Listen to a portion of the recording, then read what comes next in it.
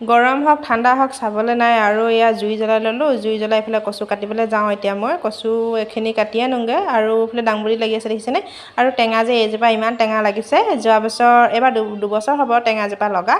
পুলিটো মানে দুবছৰ লগাই লাগিলেই আৰু ফুল ফুলি থকা সময়তে সেনেকৈ কাটোঁতে মানে আমি লগাইছিলোঁ পুলিটো আৰু লাগিলে দুবছৰ হৈছে পুলিটো লগা এইবাৰ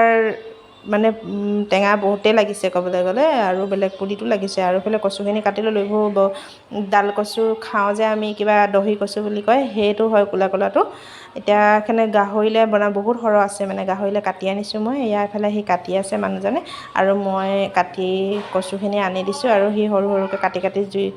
ইয়াৰ দানাত দি আছে মানে মই জুইকুৰা জ্বলাই থৈ গৈছিলোঁ তাৰপৰা এইফালে ইয়াত বহুত দিছে চাউল দিব কলগছ দিব অমিতা দিব ইয়াৰ ৰঙালাও বাকলি আলু বাকলিবোৰ চব থৈ দিওঁ আৰু এতিয়া এইফালে মই অলপমান খুচি দিছোঁ দানাখিনি সিজিলে